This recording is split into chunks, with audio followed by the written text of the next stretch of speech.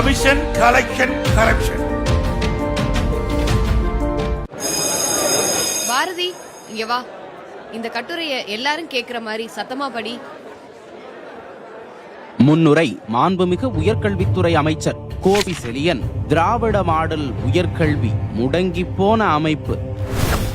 4000 உதவி பேராசிரியர்களின் பணியிடங்கள் காலியாக இருப்பது. மாநில கல்விக் கொள்கை இன்னும் முறையாக அமல்படுத்தப்படாத நிலை.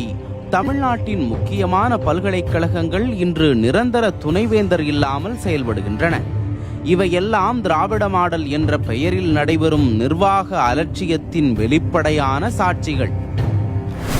திருவிடைமருதூர் தொகுதியில் அடிப்படை வசதிகள் சிதைவு. உயர்கல்வித்துறை அமைச்சரின் சொந்த தொகுதியிலேயே சிதைந்த PHC. அவசர சிகிச்சை இல்லை. அரசு பள்ளிகளில் உடைந்த கழிப்பறைகள், குடிநீர் தட்டுப்பாடு, கால்வாய் மாசுபாடு, சேதமான சாலைகள், தெருவிளக்கு இல்லை, போக்குவரத்து வசதி இல்லை, இளைஞர் திறன் மேம்பாட்டு மையங்கள் இல்லை, விவசாயத்திற்கு நீர் சேமிப்பு செக் டேம் இல்லை. வாக்குறுதிகள் பேச்சில் மட்டும். அண்ணா பல்கலைக்கழக ஊழல்கள் தொடர் வெளிச்சம். 5 கோடி பண மோசடி. காஞ்சிபுரம் பொறியியல் கல்லூரி 7.5% இடஒதுக்கீடு நிதி தவறான கணக்கில் வைத்தல். ஒரே பேராசிரியர் 10-11 கல்லூரிகளில் முழு நேர பணியாளர் என காட்டி மோசடி. 480 இணைப்பு பெற்ற கல்லூரிகளில் 224 கல்லூரிகள் மோசடியில் ஈடுபாடு. 37 பொறியியல் கல்லூரிகளில் ஒரு மாணவரும் இல்லை. 208 கல்லூரிகளில் 10% கூட இடங்கள் நிரம்பவில்லை. இது உயர்கல்வி அமைப்பின் தரத்திற்கான மிக பெரிய எச்சரிக்கை மணி.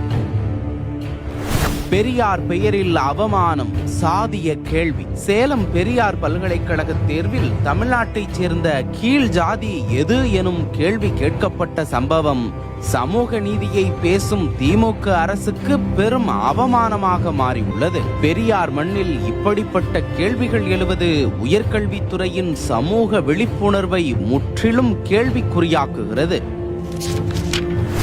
சென்னை பல்கலைக்கழகம் நிதி நெருக்கடியில் கல்வி கோயில். சென்னை பல்கலைக்கழகம் இன்று ஊழியர்களுக்கு சம்பளம் தர முடியாத நிலைக்கு தள்ளப்பட்டுள்ளது. வருமான வரித்துறையால் 12.5 கோடி கணக்குகளில் இருந்து பிடித்தம் செய்யப்பட்டுள்ளது. மேலும் 424 கோடி வரி பாக்கி காரணமாக 37 வங்கி கணக்குகள் முடக்கப்பட்டுள்ளதாக செய்திகள் தெரிவிக்கின்றன.